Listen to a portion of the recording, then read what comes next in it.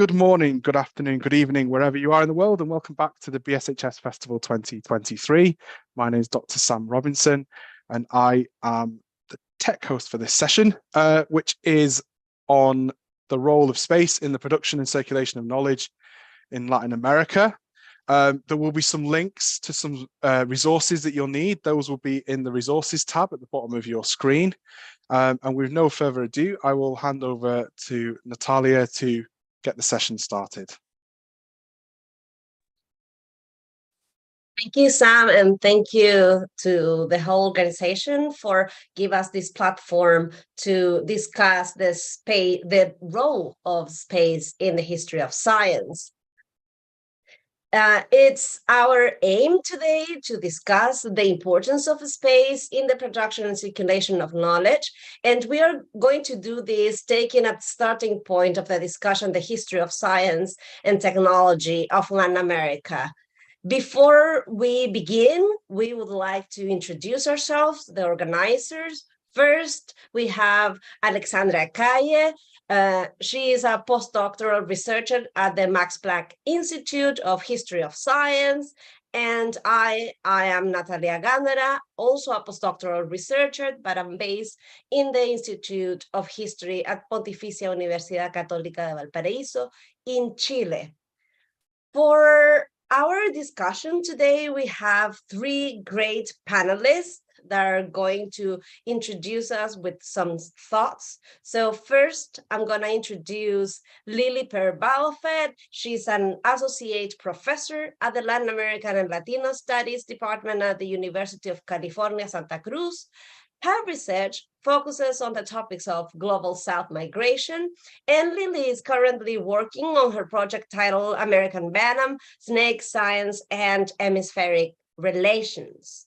Also in this discussion, we have José Ragas. He is an assistant professor at the Institute of History at the Pontificia Universidad Católica de Chile. He just published his book, Los Años de Fujimori, which roughly could be translated to Revisiting Fujimori's Peru, 1990s, 2000s, and his latest project focuses on ice trade routes along the Pacific Rim between Alaska and Patagonia. And lastly, we have Stefanie Gänger. She is professor of modern history of the University of Heidelberg. Stefanie's works consider the history of science and medicine in late colonial and Republican Spanish America, and she just was awarded an ERC Consolidator grant for a 5-year research program exploring the history of fever. So before going to our discussion and hear our panelists, we have a little activity at the beginning that we would like to engage with the audience first. So Aleksandra. Thank you very much, Natalia. So we really hope to make this session as interactive as possible and have engagement from the audience from the beginning. So with that in mind, we chose to use this program called Menti. Some of you might be already familiar with it, but I'm just going to take you through how this works. The link should be in the resources section of this webinar. But also I'm going to share my screen and you can use the link on the screen. So if you go on menti.com, this can be on your laptop or any other device, your mobile phone would work, and use this code. It will allow you to enter our Menti presentation.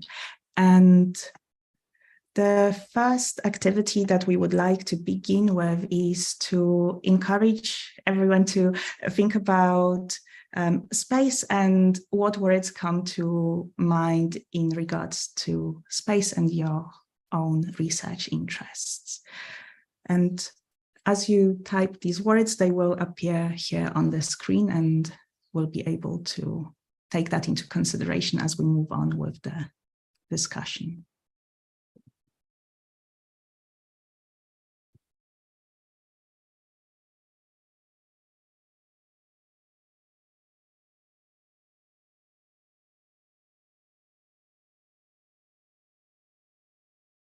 So some words are already coming up.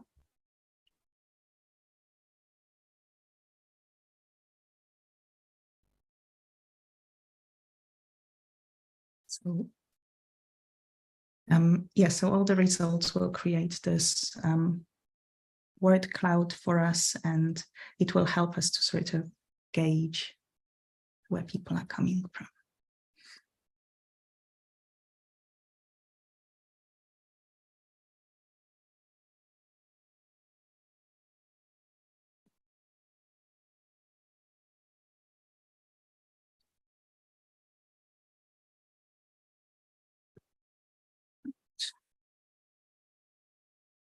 And we will use this Menti throughout our session. So shortly, speakers will give introductory remarks, and then as they are making remarks, you'll have the opportunity to think of questions to guide the discussion as we go along.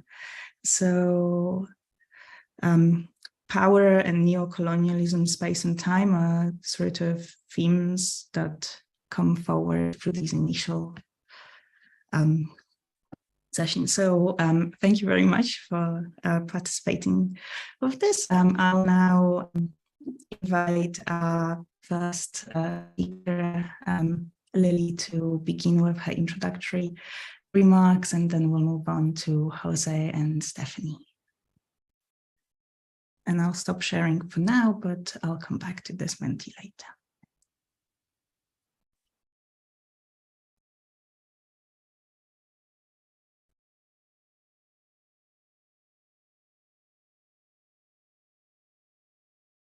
Lily? Hi, can everyone hear me? All right? Yeah. Wonderful. Thank you so much for having me. It's a pleasure to be zooming in from Santa Cruz. I've changed my Zoom background here to provide a little bit of a visual. Obviously don't want to do a whole slideshow since it's just a couple of minutes of remarks, but the way that I came to the work that I'm currently doing was such a visual arrival at that project that I wanted to share one of the images that came from the archive that for me was the first thing that I thought of when posed with this question of how does the framework of space relate to the work that I'm doing.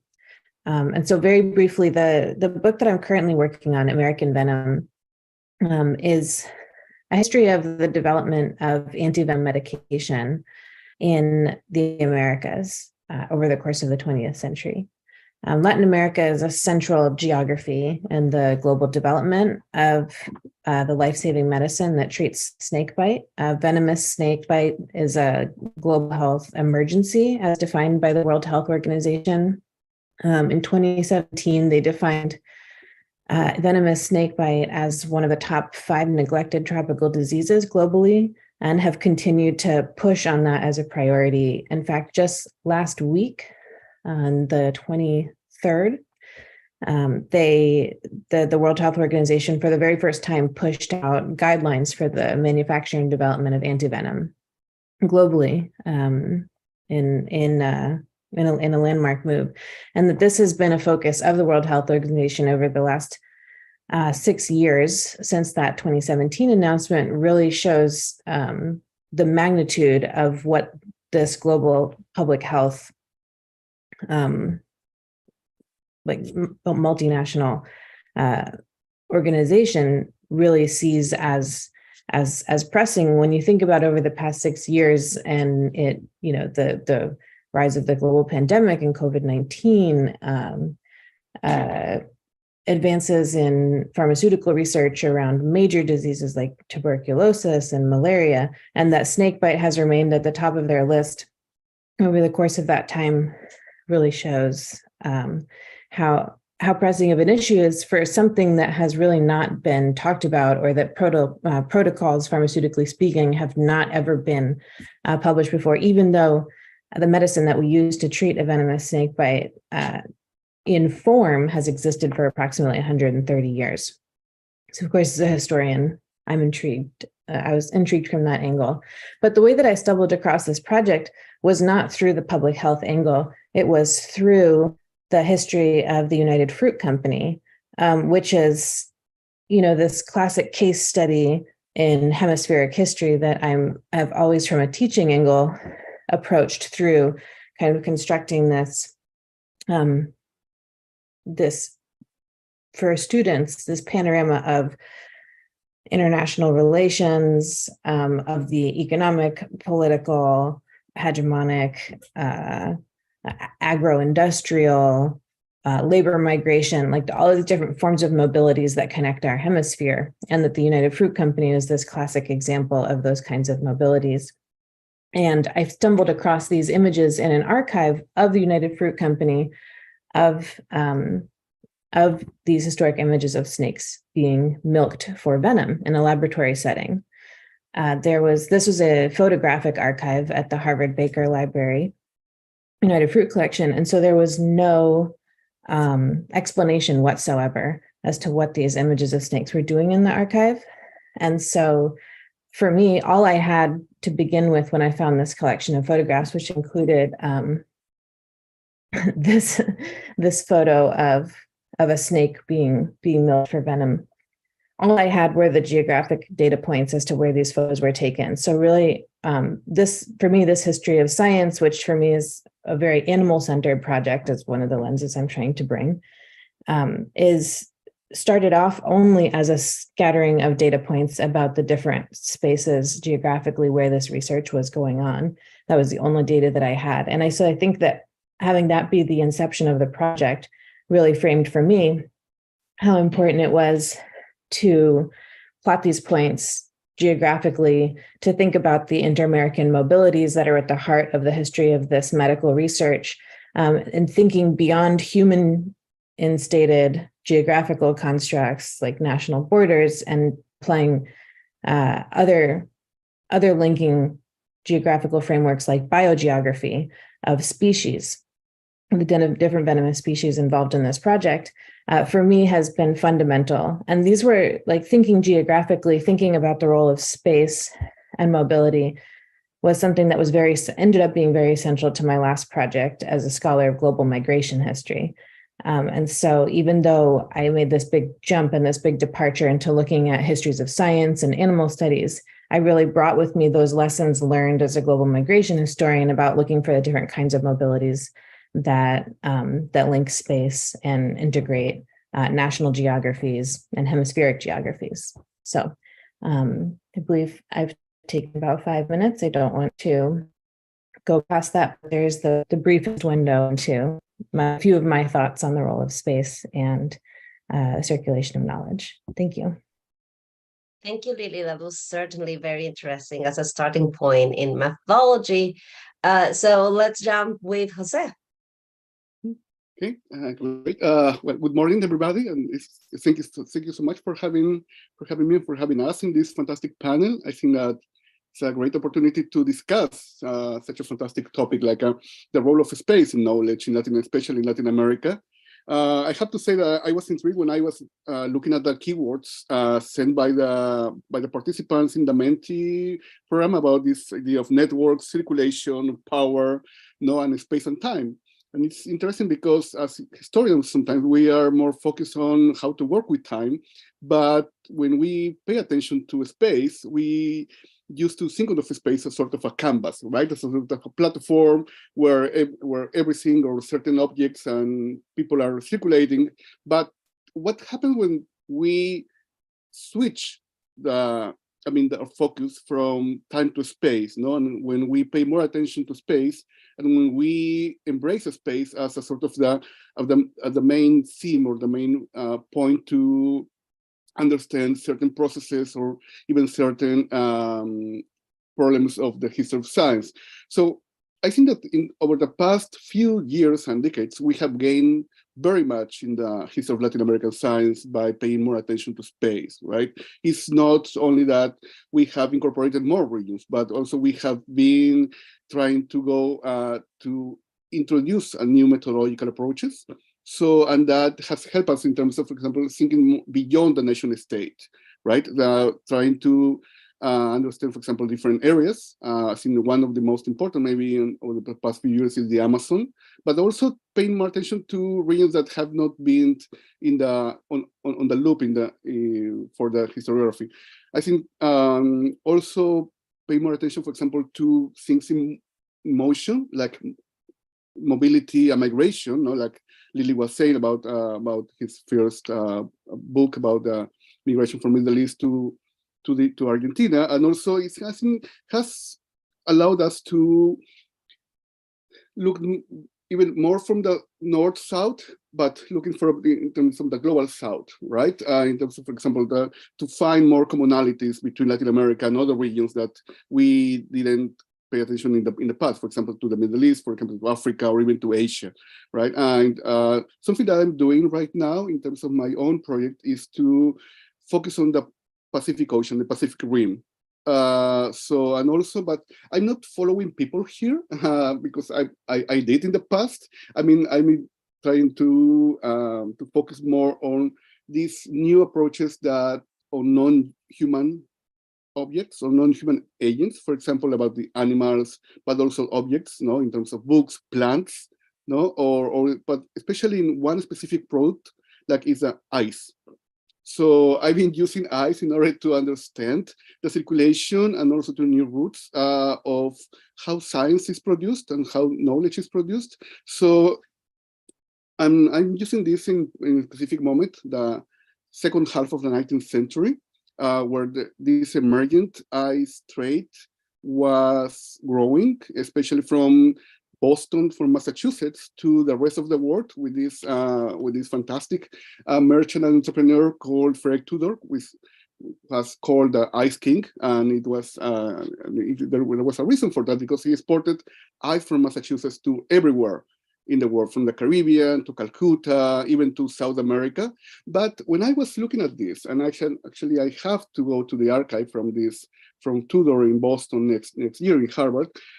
When I was looking at this, I discovered that there was another road, there was another circuit that started in Patagonia in Chile, especially from one glacier, in San Rafael Glacier, and that Chile was starting to export ice from this glacier to different countries, for example, to Panama, to Peru, to Bolivia, and to Ecuador. So what I wanted to understand is how these different routes and how these different circuits, they started to overlap, or they started to compete even, but also to focus more on how the circulation of cold temperatures started to emerge in the global south, and to begin to a discussion, for example, about colonialism, and how temperatures and colonialism, they were related, but also the circulation of other theories on other kind of knowledges related to, for example, public health, and how the cold temperatures were used in terms of epidemics,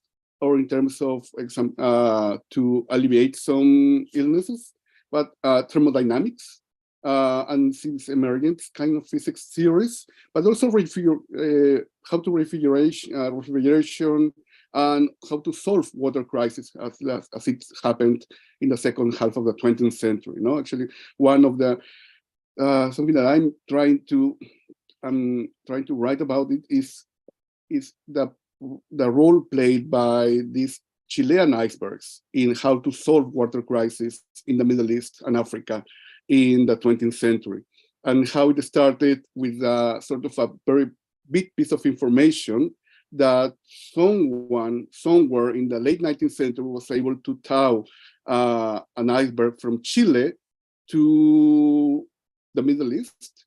And I've been tracking that information, and it turns out that this may be a myth. It's a mystery, but it's interesting how this became a sort of truth, a scientific truth for most part of the 20th century, how the United Nations even, they believe that, and how maybe some of these kind of water crises and how these issues that we are trying to solve are based on this kind of circulation that never existed. But so far what I'm trying to do with this is to shift from the idea of the circulation from the north to the rest of the world, but also how the Patagonia can become a site of knowledge production and also circulation of these specific objects and interesting scientific methods from Chile to maybe to the global south. So yeah, so something I'm trying to study now, and I'm looking forward to keep going with this conversation. Thank you. Thank you, Jose. That was lovely, and I cannot imagine an ice moving those distances. So, Stefanie, thank you for coming, and please let us enjoy your presentation. Yeah, glacial turn. Hi, everyone. Thank you, Aleksandra and Natalia, for the invitation. I'm very excited to be in this virtual space with all of you. So in the next 5 minutes, I'll just bring 1 or 2 ideas to the discussion that maybe will be inspiring and useful. Now, if you would disagree, I think by now that where knowledge is produced matters, nor would I. And I've tried in my work, though I think that sometimes I've done that less than I could have, to the spaces in Spanish America and beyond where antiquarian and medical knowledge, which are the kinds of knowledge that I've been interested in, tend to be produced or passed on or used, which is landed estates. I've looked at elite salons and living rooms and mountainous highland terrain and domestic kitchens. And you've posed very specific questions for us, like how does movement through space affect knowledge production? And I think that in my case, it's fairly evident, right? So the social hierarchies that an hacienda or a landed estate entails, the gendered niche that a kitchen provides, the restraints that the environmental conditions of the Andes impose, all of this was formative to the knowledge produced in them, the contents, the contours of that knowledge. There is also, I think, an increasingly good understanding of the relation between movement and knowledge production. You know, it's not contradictory, though really at first it seems so, because if all knowledge is local, then how can it move? But rather knowledge is affected by movement because it moves in ways that are just as contingent and local as those we've traditionally associated with its production, I think. Anyway, the main point that I'd like to bring to this discussion is a slightly different one. It's basically, I'd like to encourage us to take a step back from the concepts that we use. The emphasis on space has entailed a proliferation of terms other than space itself, scale, the local, a revival of the old micro-macro dichotomy, circulation, the global, and a renewed insistence on context, sort of deceptively self-evident, because who knows where the context ends, you know? Anyway, all of these are ambiguous terms in the sense that they are both method and object, right? They're also strangely reified. And as historians of science, I think we should have a natural interest in their epistemology, that is, in how they have coalesced into paradigms and domains of inquiry, to the point where even we, the historians of science, kind of mistake them for unproblematic things that are just out there. And I just go through a few of them, like Deborah Cohen, Daniel Magoshi, and others, for instance, have worked on scale, and they've historicized it, and in historicizing have also defamiliarized it. You know, this whole idea that the world is a nested sphere with distinct levels which are governed by a separate set of rules, that events at higher levels have an impact on the lower rungs, but only rarely the reverse. It's a very powerful idea, but it's obviously it's a construct, and it's not always useful. Others have inquired into the cultural associations that we as scholars have with certain concepts, and that's particularly interesting to me. Decades ago, Jacques Revel, he already criticized how we associate the microscale with the concrete, the particular, the empirical, for instance, you know, but how that may be misguided. The level of the individual is perhaps more granular, he says, but it's not necessarily more empirical or more concrete than the level of societal interactions. And as a matter of fact, Susanne Rau has argued that something similar is going on with space, that historians in the spatial term they sometimes give in to the illusion that histories situated in space are more truthful, more empirical, more real than others. And I think that there may be an echo of older dichotomies that pervade our thinking without us, you know, necessarily realizing it, like the dichotomy between the world of ideas and that of materiality, and this whole sort of world around it that we associate materiality with, immediacy, with sensuousness, with the lower order, and so on. You know, and that sort of has an impact on how we think about space. Another thing that I've been interested in for a while is how historically given associations resonate in concepts that seem innocuous, but that are not, like our liquid language of self-reliant, unconstrained circulation, for instance, which is a term that bears association with liberal economic discourses, of course, but also with the movement of blood, cardiovascular system. So essentially our naturalist, our organic language that evokes a particular idea of movement as erosive and antithetical to place, which is really inconsistent with the emphasis that we're preaching all the time on locality. The same goes for another term that I've also grown interested in, which is the term the local. You know, it's very strange. It's come into use in its present form, I think, in the 1990s, in the globalization literature of the 90s. And today it's a strange placeholder that we use a lot for the non-European, often the Latin American, actually, the indigenous, but occasionally also for that which does not move, that which resists globalization. That is really the original meaning of the 90s. Also in contradistinction to the global, as in that which is associated with place, again, contrary to all our understanding that there is nothing that is not local. And last, it's also become one of many actually signifiers that we use when we want to gesture towards another place that is kind of authentic, that is kind of outside change, right?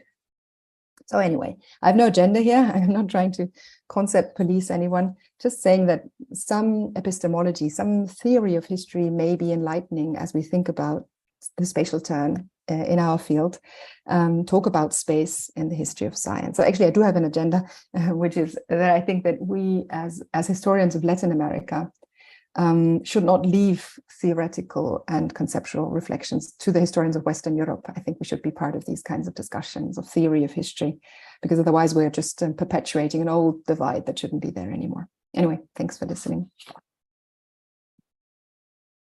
Thank you for that. And in that note, before going for the public Q&A, which you can do by using Menti, or you can write your questions in the section of the Zoom of Q&A.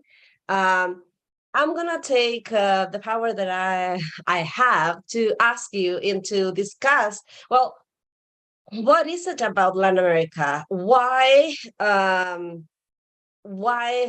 thinking about space from Latin America matters? And I would like you to discuss why it's important to bringing to the forefront of the analysis the concept and the problem space from Latin America. So I don't know if who would like to jump in this discussion.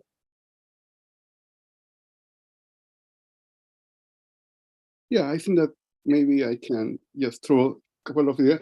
No, I think that that's a very important question, and I agree with Stefanie that we need to work more on conceptualization. I mean, we need to produce more theoretical framework from Latin America in terms to understand global processes. For example, something that has been happening over the past few years is to how we have trying to insert Latin America within this global history of science, and that's happened with the scientific revolution, right? Also has happened with the global Cold War lately. And I mean, a few days ago, this fantastic article about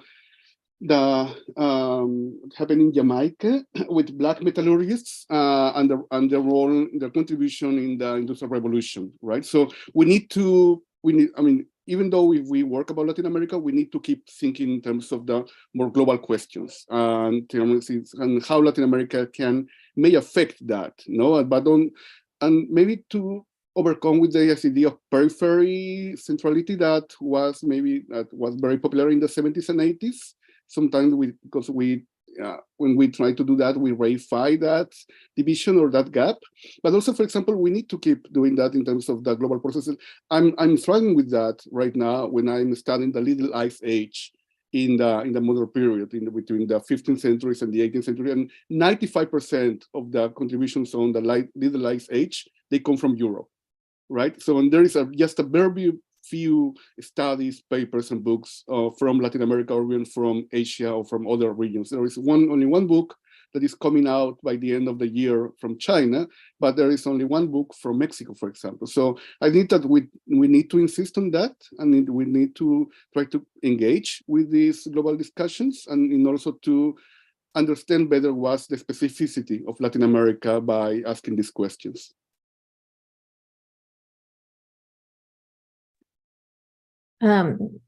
Relatedly, I've been thinking a lot through my project about when it comes to Latin America as a region.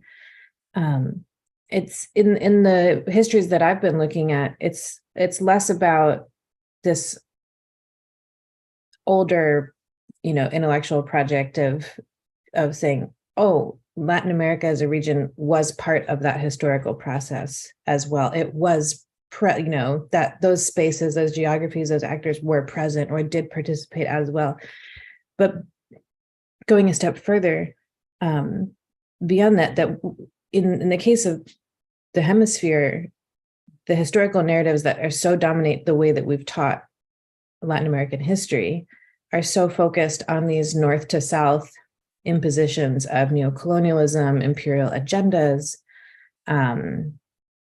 military interventions, economic interventions, that thinking about the spatial networks of knowledge production, knowledge circulation in the case study of a history of antivenom medicine has really been an opportunity to reframe Latin America as a region that was a driver of scientific progress and that continues to be a driver of scientific progress in this particular realm of pharmaceuticals and public health methodologies. And I think that reframing the centrality of the region as a driver of that kind of advancement, scientific progress, and innovation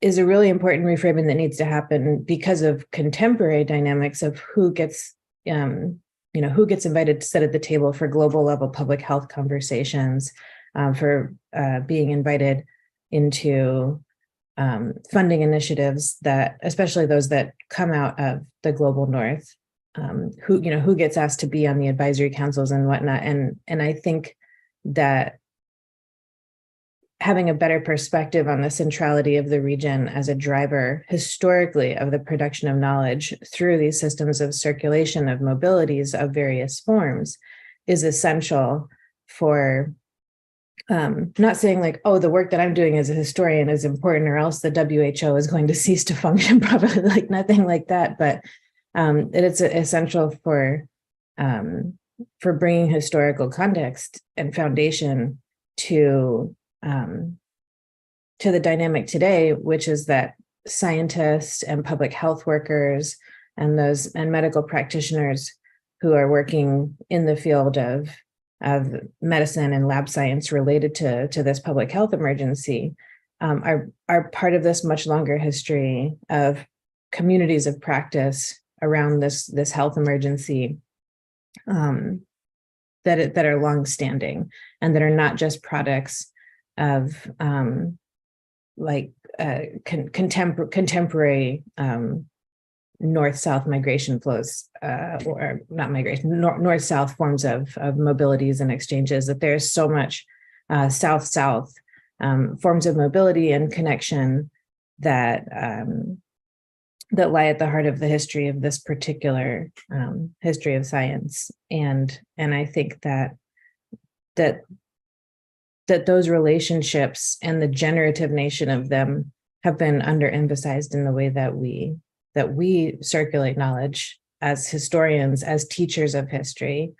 And it has really made me rethink, like, how do I teach the broad brushstrokes of 20th century inter-American relations, inter-American history, having had this experience as a researcher. Has been for me one of the biggest takeaways. So it was sort of the experience of teaching, trying to teach these very broad hemispheric histories that led me to try to approach research differently. And now we're just sort of, I find myself going back and forth between the two experiences of being a researcher, thinking about questions of space, thinking about global histories and hemispheric histories of science and medicine. And then how does that inform my teaching? You know, the process that we all go through of going back and forth between the two. And I think it's crucial that bringing that perspective of particularly South-South mobilities to the way that we think about how we teach, especially in my case, particularly modern history of the region is essential. Yeah, thank you. Thank you. Well, I couldn't agree more. You know, I think that sort of redressing of global epistemic geographies, that has really been one of the most important developments. What I'm thinking is sort of thinking about your question, why thinking about space in Latin America? Why does that matter? Why does Latin America matter for discussions about space? If I'm going back to the conceptual level, it's very tricky. Because obviously our idea of space it's a very Western one. You know, it dates back to Greco-Roman antiquity, the difference between space as in physical area and place as in a part of space, for instance, but also the opposition between space and a body that can move, you know, that's mutually constitutive. The Platonic idea that space is a mediator between the empirical and the idea, for instance, all of these are very sort of very Western notions that are at the heart of this debate. And obviously the reflex when you work on a region that is not Europe, the reflex is to say, is there any way in which Latin America or other non-European world regions can complicate our understanding of that, can sort of provincialize our concept of space in any way? And I'm tempted to say that not, that the answer is no. In this particular case, perhaps they can't, and that would also be interesting. Perhaps space is an idea of unbounded generality, you know.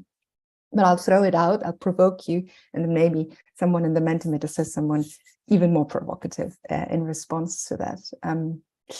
But it's the, you know, the eternal quest for alterity in a place like Latin America, where it's more complicated to find that for the periods that we're interested in. Anyway, thank you. Thank you for all these really interesting thoughts. And Alex, do we have any questions from the audience? Yes, indeed. We have a couple of questions. I'll briefly share the screen. Here we are. So the first question that came through, it says, thank you for a very interesting discussion. I wonder what your thoughts are in expanding the framework of circulation of knowledge put forward here to other spaces such as Asia. So that's, maybe let's start with this question, and then as more questions come in, we can move on to more.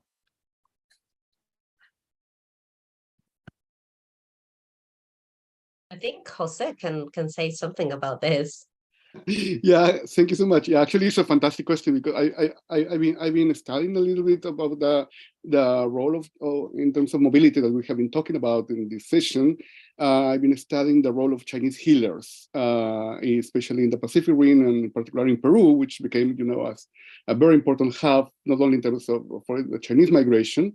So, and it's fascinating how these Chinese people who came to work in the plantations in Peru in the mid-19th century, they were not only laborers, they were not only workers, they came with various expertise, came with different knowledges, and also one important was they brought this knowledge on healing, and they were crucial actually in how to fight epidemics and how to fight diseases in Peru, where the idea of public health was still not present, and how they provide medical services to population at a lower cost, and they were more approachable rather than professional doctors. And actually there was a huge tension between this emergent professional medicine by the School of Medicine in Lima and these Chinese herbalists,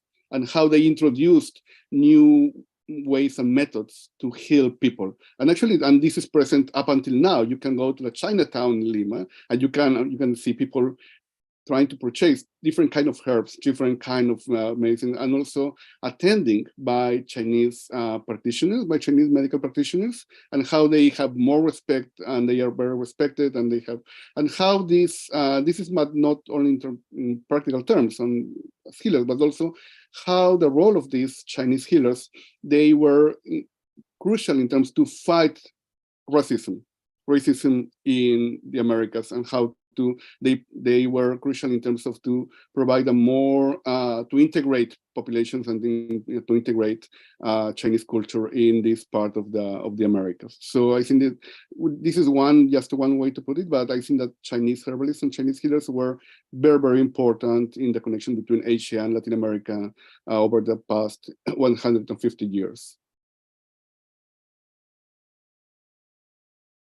Thank you, Jose. Alex, do we have space for one more question? Yes, we have space for more questions. We also have a question from Menti for a reaction to Stefanie's comment about problematic nature of the word circulation as reinforcing neoliberal globalism and ideas of natural fluidity. If the other two commentators, as speakers, could comment on that. So just a quick correction, it's not circulation, does not reinforce the neoliberal globalization. There was a misunderstanding. It comes out of that language. That was my only point. Thank you.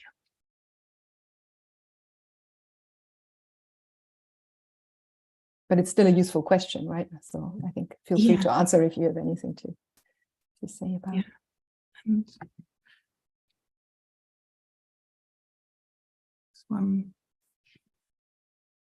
Just in case it helps, here's also the question in written format. But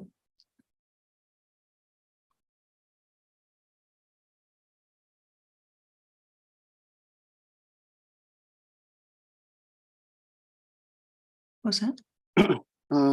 No, I think, I mean, it's, let me, but I think that even the term circulation, or the circulation itself, is way before the idea of neoliberalism, right, or globalism, right? I mean, and if we have a misunderstanding of that, can turn into a sort of something negative when we are trying to emphasize how circulation and how mobility has contributed to not only in terms of academic knowledge, how has enriched the academic knowledge about the role of different cultures and different contributions from Latin America and elsewhere to the rest of the world. But I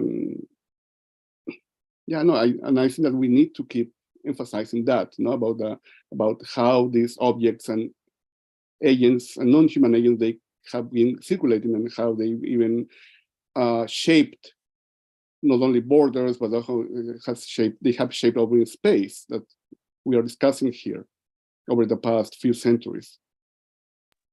Yeah, if I may just quickly jump in. So I think it's first an astronomical term that is very much used in medicine in the early modern period, and then it kind of becomes an economic vocabulary, part of the economic vocabulary, and it's sort of this idea of free movement, that then in neoliberal economy becomes very powerful as well.